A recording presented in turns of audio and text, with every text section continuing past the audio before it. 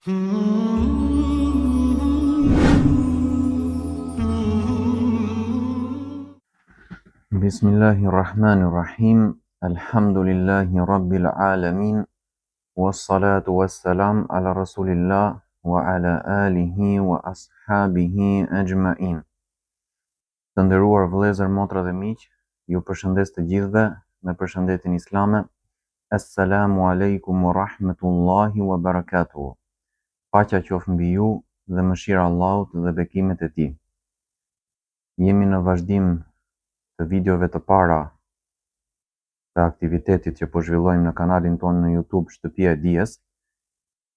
Kemi kryer shumicën e videove të playlistës që ka të bëjë me prezantimin e aktivitetit dhe me kanalin, dhe videoja e sotshme inshallah do të shërbejë si e para e një serie të dytë videosh dhe fjalimesh, të cilat kanë për qëllim, mund të themi, hyrjen më në temë në raport me atë çfarë ne po veprojmë.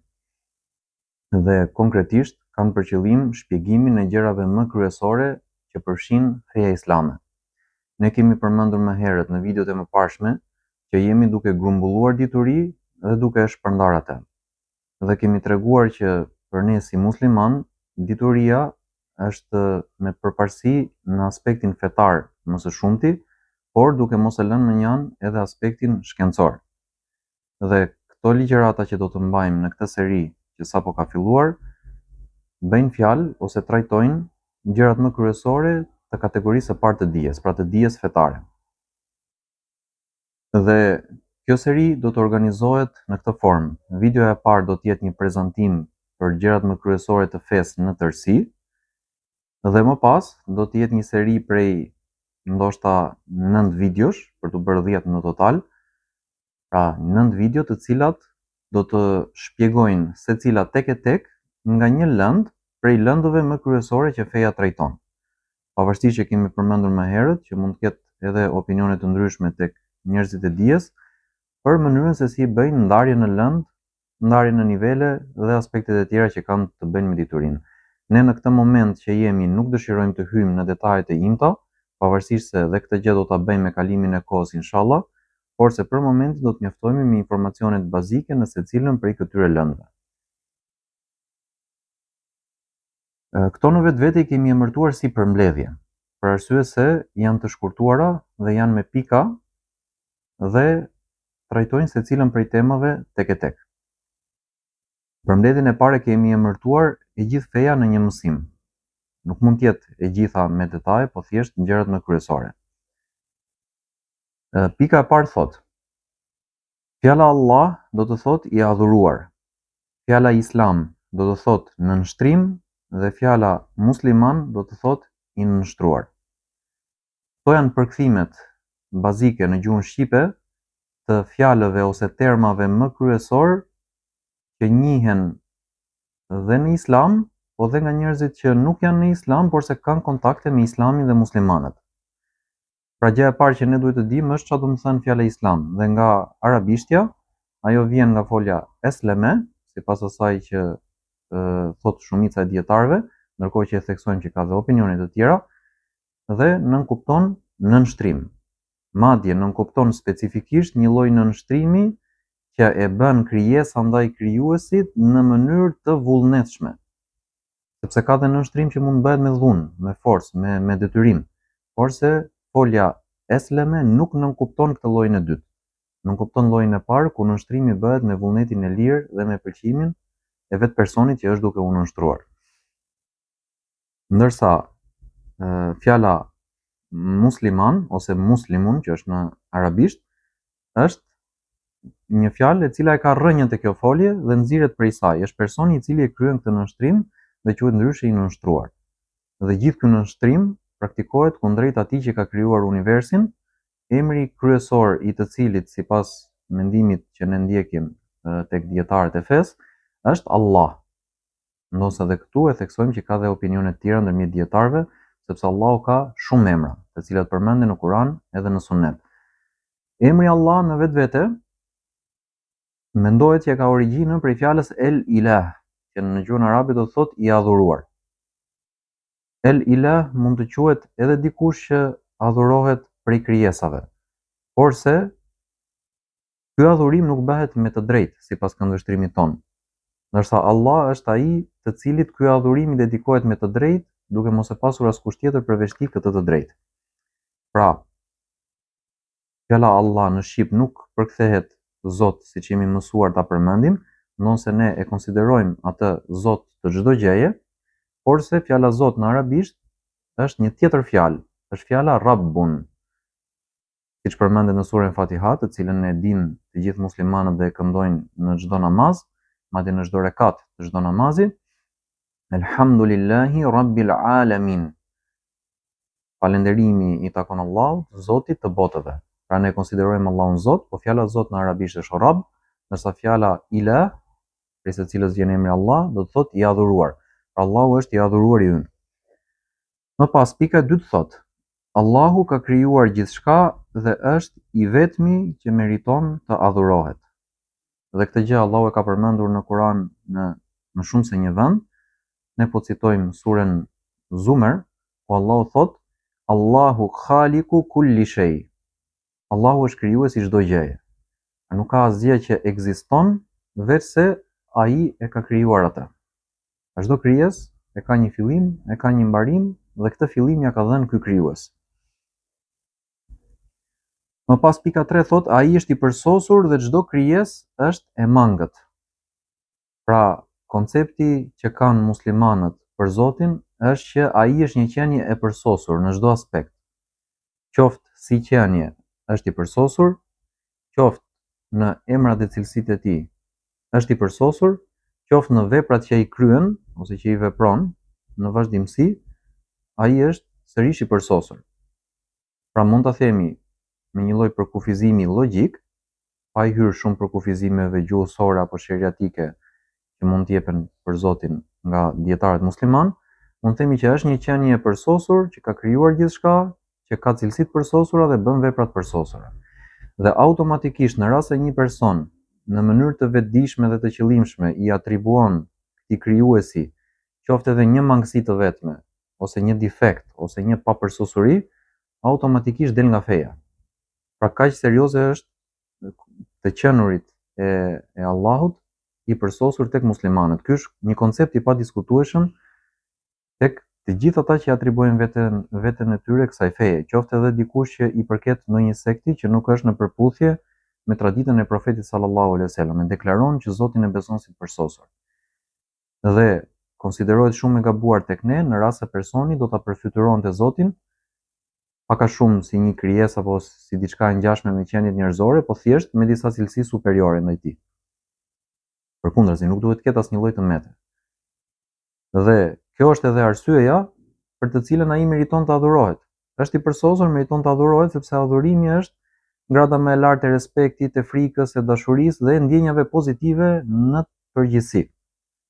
Dhe duke qenë se nuk ka tjetër që të jetë i përsosur përveç tij, prej krijesave, atëherë automatikisht themi që krijesat nuk e meritojnë të adhurohen, ndërsa krijuesi e meriton të adhurohet.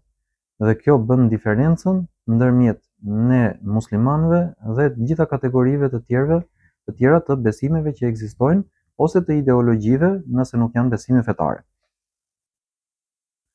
Më pas pika 4, ai ka dërguar profetët dhe ka zbritur librat e shenjtë për t'i udhëzuar njerëzit.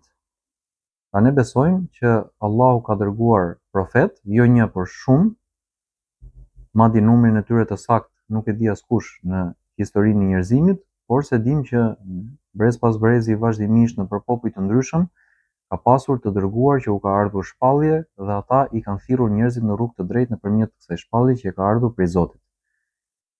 Kështu që ne për profetin Muhammed sallallahu alaihi wasallam nuk besojmë që ai është i vetmi profet apo ai është i pari që ka sjellë në këtë botë fen islame. Përkundrazi, ai është i fundit i një liste të gjatë, mbas të cilit nuk ka profet tjetër sipas këndvështrimit tonë. Dhe disa prej këtyre profetëve janë shoqëruar dhe me shkrimet të shenjta. Jo të gjithë, dhe nuk e dim emërtimin dhe të dhënat e secilit prej shkrimeve që mund të jenë shpallur. Dim për disa prej tyre, ashtu siç dim disa informacione për disa prej profetëve dhe disa të tjera nuk i dim. Është urtësia e Allahut, pavarësisht se ne nuk kemi informacion mbi të, që disa na i ka treguar dhe disa nuk na i ka treguar. Më pas pika 5 Muhamedi sallallahu alaihi wasallam është i dërguari i tij i fundit dhe Kurani është libri i tij i fundit. Pra ky është besimi jon për profetin sallallahu alaihi wasallam dhe ky është besimi jon për Kuranin. Dhe veçori e këtyre të dyve është se janë dërguar për të gjithë njerëzimin në tërësi, dhe jo vetëm për një popull caktuar në një vend caktuar në një kohë të caktuar, ndryshe nga profetët e mëparshëm. Pra për profetët e mëparshëm ne besojmë që çdo njeri prej tyre është dërguar tek një popull dhe thirrja e drejtoi atij populli, dhe nuk e ka pasur për detyrë të thërriste popujt e tjerë jashtë atij populli. Ndërkohë që profeti sallallahu alaihi wasallam dhe ndjekësit e tij po ashtu e kanë për detyrë përhapjen e mesazhit në kufi të mundësive të tyre tek të gjithë popujt që kanë mundësi ta përhapin. Dhe ndër të tjera, kjo është dhe një shkas për ne që jemi duke zhvilluar këtë lloj aktiviteti, që këtë aktivitet të përpiqemi me kalimin e kohës ta zhvillojmë dhe në gjuhë të tjera përveç gjuhës shqipe.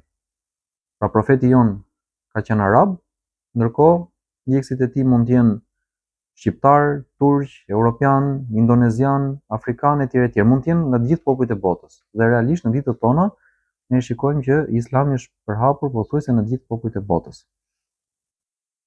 Më pas, pika 6 thot: ne duhet ta jetojmë jetën sipas parimeve që ai ka zgjedhur. Pra duke qenë se ne besojmë që Allahu, krijuesi i gjithësisë, është i përsosur, kjo do të thotë që ai i njeh krijesat e tij më mirë se çdo kusht tjetër, sepse ai i ka krijuar, ai i zotron, ai mund të veprojë me to çfarë të dëshirojë. Pra ka pushtet të plot, ka urtësi të plot, ka drejtësi të plot, pra në çdo aspekt është i plot. Atëherë rrjedhimisht themi që ligji i tij ose mënyra që ai ka përcaktuar për të jetuar jetën, ajo është e duhura. Edhe në rastet kur ne i kuptojmë urtësitë e ligjeve që ai ka zbritur, edhe në rastet kur ne nuk i kuptojmë ato, sepse nuk mund të pretendojmë që i kuptojmë të gjitha. Ka dhe gjëra që nuk i dim, që mund t'i di një pjesë e vogël e njerëzve, ata që janë më të thelluar në dituri, ose ndoshta edhe gjëra që Allahu nuk ka treguar askujt prej krijesave të tij, dhe ndoshta mund të na bëhen të ditura një ditë mbasi të largohemi nga kjo jetë, mbasi të bëhet gjykimi. Por se ne nuk kemi informacion për këtë çështje, thjesht mjaftohemi me argumentin logjik që nga ai që është i përsosur buron ajo fe që është e përsosur. Dhe edhe nëse nuk e dim urtësinë, sërish duhet përpiqemi në kufi të mundësive ta zbatojmë. Ama kjo nuk do të thotë që ne nuk duhet i kërkojmë urtësitë, sepse duke i njohur ato urtësi, sa më shumë që të mundemi, aq më shumë shtohet edhe besimi jon dhe aq më të devotshëm bëhemi. Më pas, pika 7. Për këtë ka argumente logjike, gjë që nuk e ka asnjë fe ose ideologji tjetër. Pra çfarë kemi për qëllim me këtë pikë?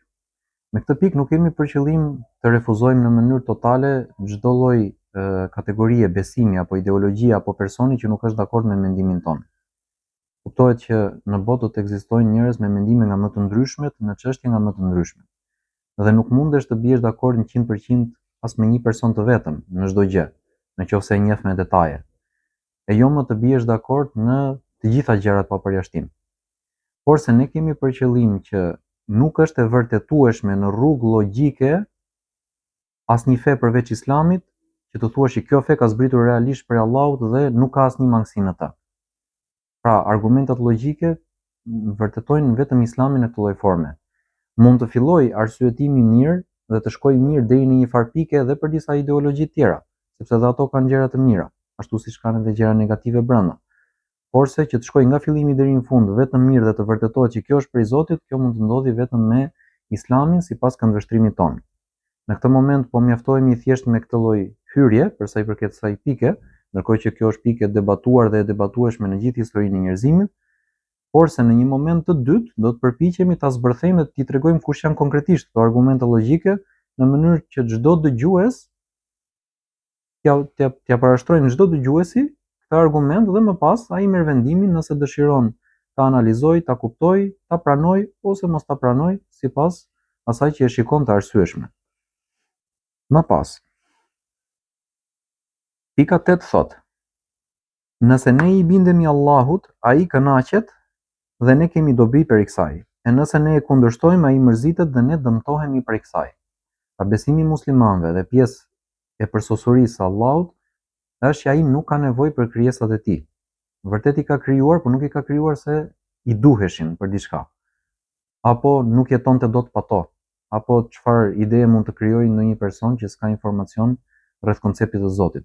Përkundrazi, Allahu është i vetë mjaftueshëm sipas besimit ton. Dhe sikur t'i zhduki të gjitha krijesat, dhe sikur mos i kishte krijuar fare, sërish ai nuk ka pasur dhe nuk ka dhe nuk do të ketë nevojë për to. Ndërkohë që krijesat të gjitha janë nevojtare, të gjitha kanë nevojë për Allahun në shumë drejtime, detajet e secilave do t'i tregojmë gradualisht me vazhdimin e mësimeve. Mirë, po ndërkohë këtu theksojmë që dhe pse Allahu nuk ka nevojë për adhurimet tona apo për veprat tona të mira, ai kënaqet kur ne i veprojmë ato. Dhe ne ndërkohë përfitojmë prej kësaj, pra fitojmë sevape dhe inshallah shpërblehemi në ditën e gjykimit. Ndërkohë nëse ne bëjmë gabime, bëjmë gjunahe në formë të qëllimshme, ai mërzitet dhe kjo na rrezikon që të ndëshkohemi në ditën e gjykimit. Kështu që duhet jemi të kujdesshëm që të ruhemi nga të këqijat dhe të kryejmë sa më shumë vepra të mira që kemi mundësi. Më pas pika 9 thot: Feja është gjëja më e rëndësishme në jetën tonë dhe duhet ta marrim me seriozitetin maksimal. Pra, në momentin që një person pranon Islamin dhe hyn në këtë fe, mund të jetë dikush që e pranon gjatë jetës, po mund të jetë edhe dikush që rritet me edukimin fetar që i vogël, dhe dyja rastet janë të pranishme. Mirë, po në momentin e parë që ai hyn në fazën që jep llogari për veprat e veta në pjekuri etj, ose nëse ka hyrë më herët në pjekuri dhe pastaj ka pranuar Islamin, në atë moment duhet të kuptojë që feja është gjë e rëndësishme dhe nuk është një çështje me shaka. Nuk është një çështje e dorës së dytë apo dorës së tretë, apo një çështje për t'u anashkaluar dhe për t'u lënë më njanë dhe ndonjëherë për t'i kushtuar ndonjë rëndësi minimale. Përkundrazi, ajo është një çështje shumë e rëndësishme dhe mund të themi që e tejkalon rëndësinë e të gjitha gjërave të tjera. Kjo për arsye se feja ka të bëjë me gjërat e jetës tjetër, që sipas këndvështrimit ton është e përjetshme, nuk mbaron ndonjëherë. Rrjedhimisht, ajo që nuk mbaron ndonjëherë ka më shumë peshë, madje shumë fish, më tepër peshë në krahasim me atë që mbaron. Ajo që mbaron, sado që të zgjasi, sërish ngelet diçka kalimtare. Siç thoshte profeti Nuh alayhis salam sipas një transmetimi, thot pasha Allahun, jeta e kësaj bote nuk më duket ndryshe veç se si një shtëpi tek e cila nga një derë hyn dhe nga dera tjetër del, sado që ajo të zgjasi. Ndërkohë që sipas një pjese të mirë të dietarëve, Nuhu alayhis salam ka jetuar mbi 1000 vjet. Dhe kështu ka qenë në përgjithësi jetëgjatësia e njerëzve të kohës së tij në brezat e parë të njerëzimit. Dhe ndërkohë me gjithë atë jetëgjatësi, sërish është i mendimit që kjo jetë zgjat pak. Se po ta mendosh mirë, edhe 1000 vjet jetosh, kur të arrijë ai viti 999 dhe të ka ngelur një kohë e shkurtër për të jetuar dhe kthen vëmendjen tënde mbrapsht në kujtimet e së kaluarës, aty me domosdoshmëri do të duket se kur ka kaluar shumë shpejt, sikur thjesht kanë ikur disa çaste ose një pjesë dite, asgjë më shumë. Rrjedhimisht themi që ajo që është e përjetshme ka shumë më tepër rëndësi se sa ajo që është e përkohshme. Edhe sikur të ketë detyra apo gjëra që mund të na duken të vështira, apo sikur të ketë ndalesa dhe gjëra që na duket sikur si lëm dot. Në të gjitha rastet, feja duhet marrë me seriozitet dhe duhet t'i vëmë asaj rëndësi maksimale. Më pas, pika 10, 4 gjëra duhet i kemi parasysh deri në vdekje. Së pari, kërkimin e diturisë fetare, punën sipas saj së dyti, thirrjen drejt saj së treti dhe durimin gjatë këtyre fazave të para, pra gjatë 3 të parave. Këtë gjë e përmendin shpesh dietarët që trajtojnë ose kapitujt fillestar të lëndës së akides ose kapitujt fillestar të lëndës së usul fikhut.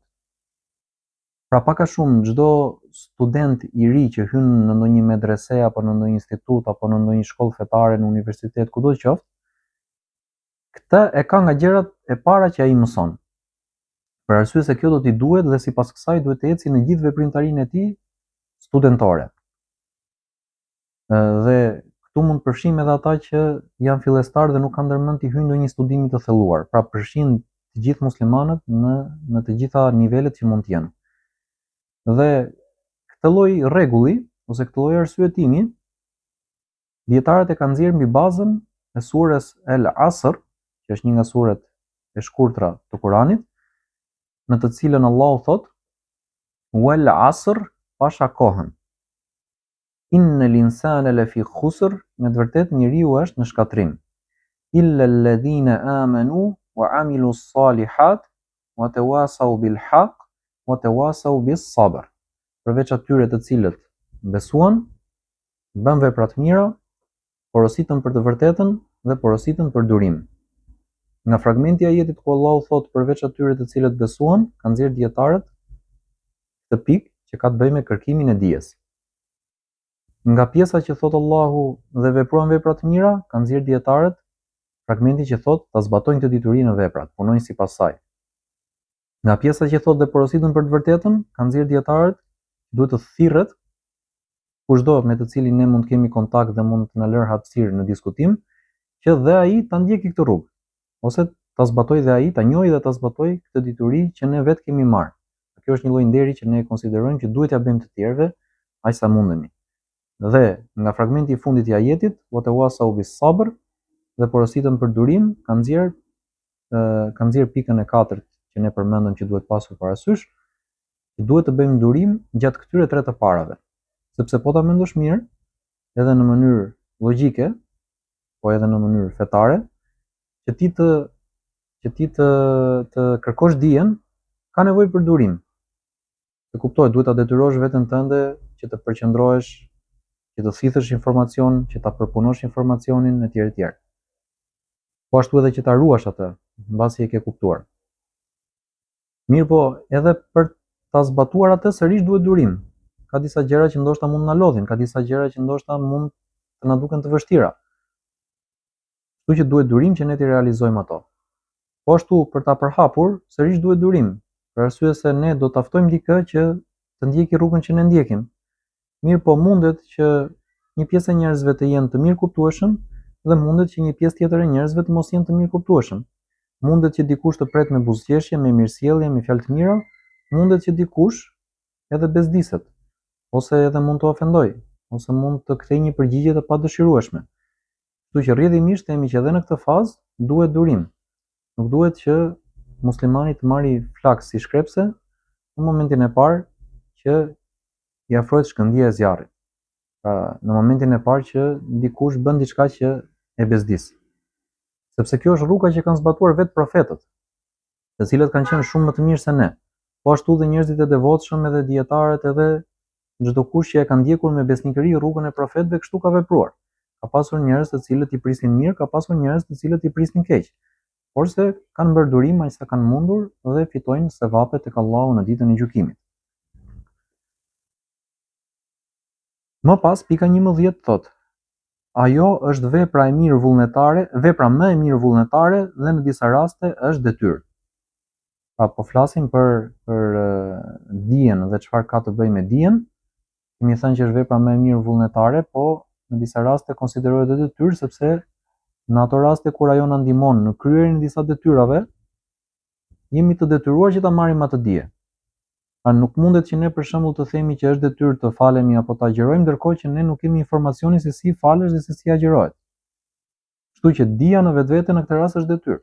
Po ka dhe çështje të tjera për të cilat nuk është detyrë, po ngelet diçka e pëlqyeshme që ne të marrim dituri.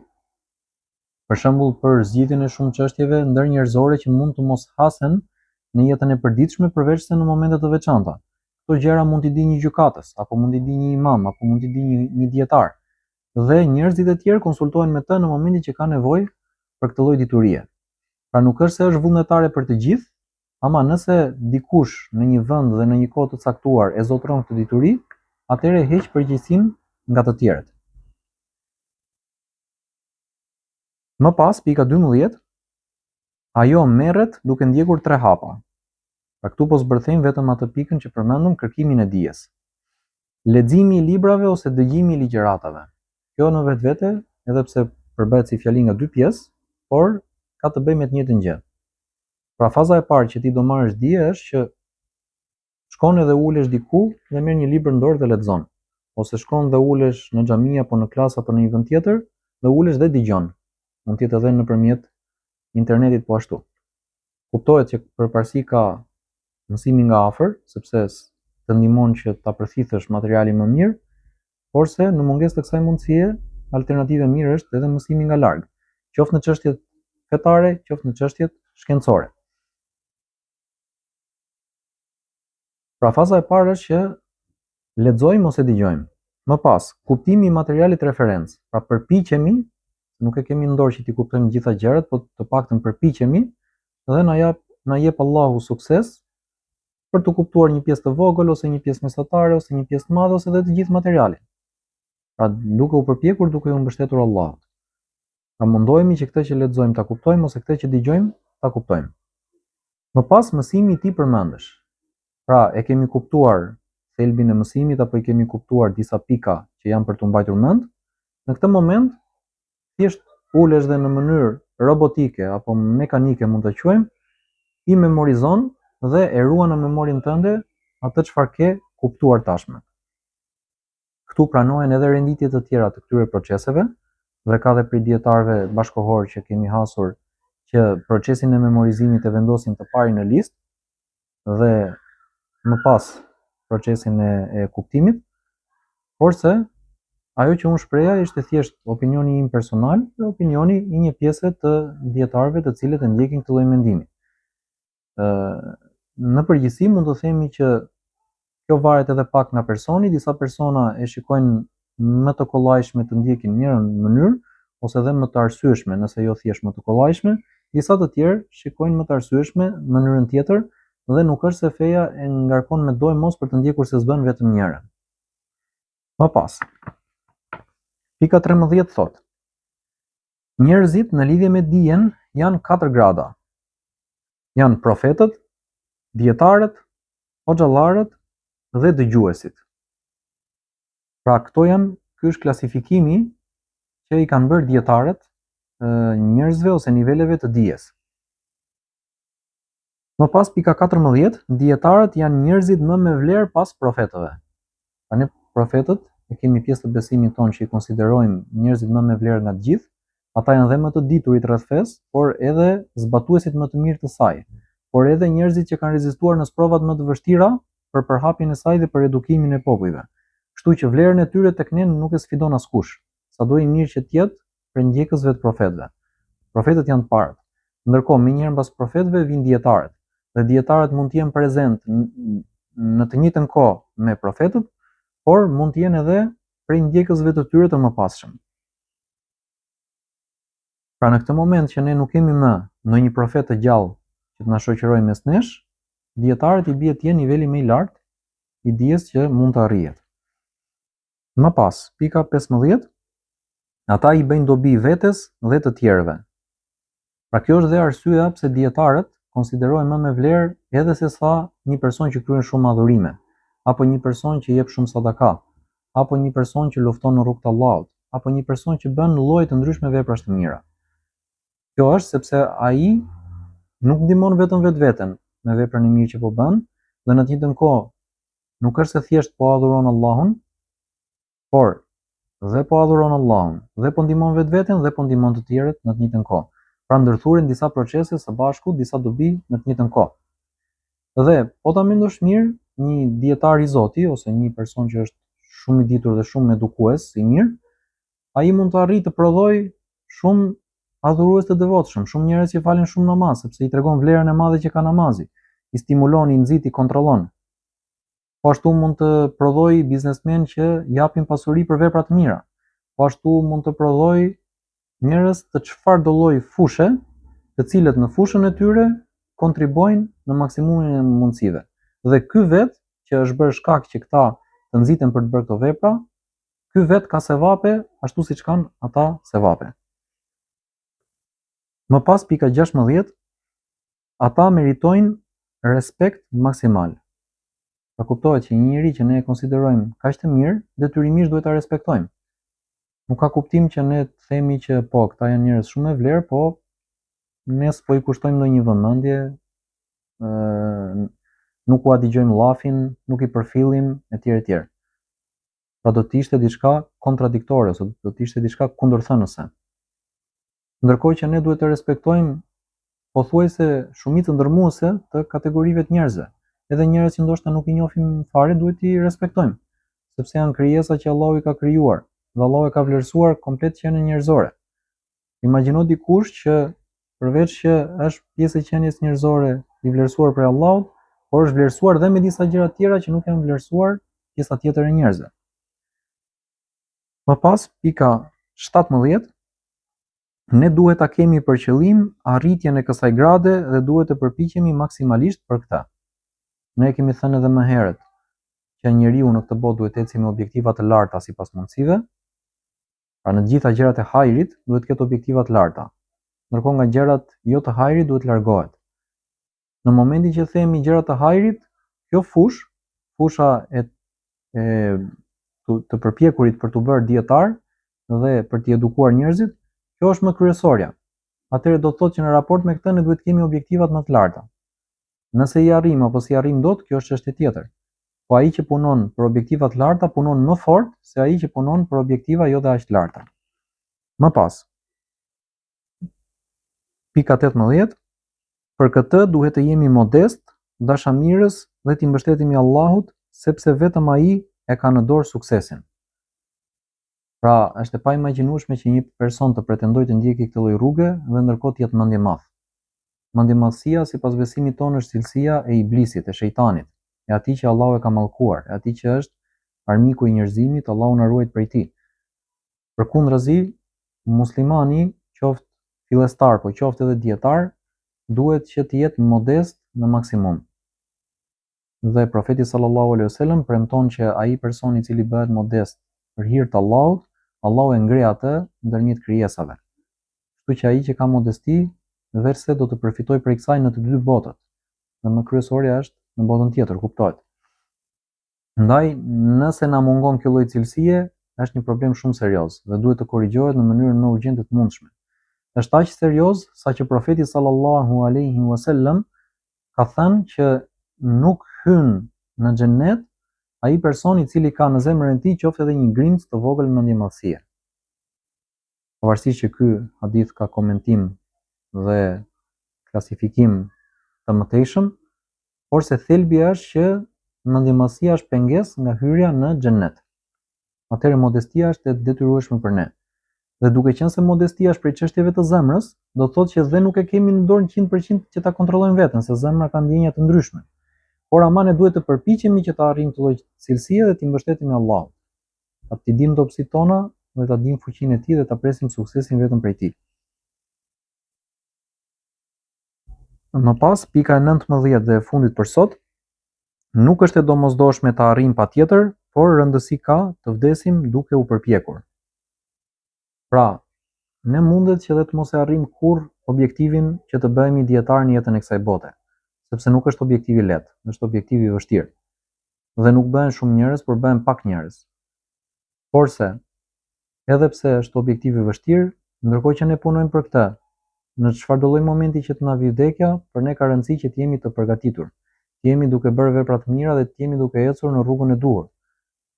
Dhe edhe nëse nuk e arrijmë objektivin, sërish na mjaftojnë sevapet që Allahu na jep në ditën e gjykimit, sepse objektivi jon i përbashkët është xheneti Firdeus dhe lutim Allahun që të na mundsojë diçka të tillë.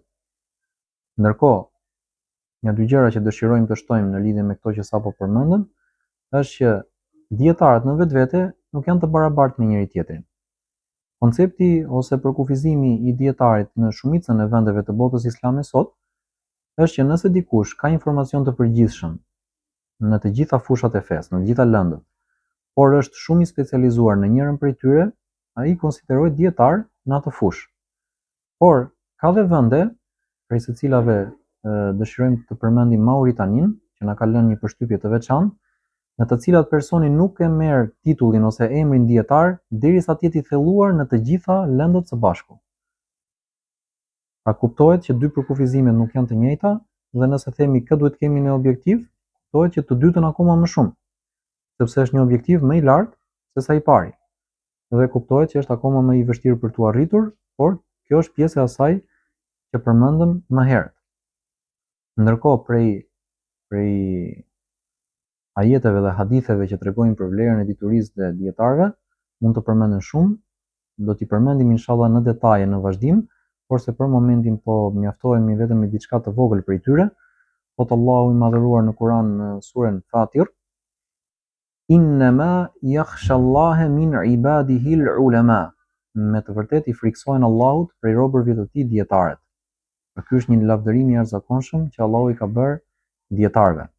Po ashtu thot profeti sallallahu alaihi wasallam në një hadith: Men salaka tariqan yaltamisu fihi ilman sahhala Allahu lahu tariqan ila al-janna. Kush merr një rrugë për kërkimin e diturisë, ja lehtëson Allahu atij një rrugë për në xhennet. Ne lutim Allahun që të na mundsoj këtë lloj shpërblimi dhe të na ruaj nga çdo gjë e keqe. I rikujtojmë shikuesit të na ndihmojnë me nga një subscribe, like edhe share. Subhanakallahumma wa bihamdik, wa ashhadu an la ilaha illa anta, wa astaghfiruka wa atubu ilaik.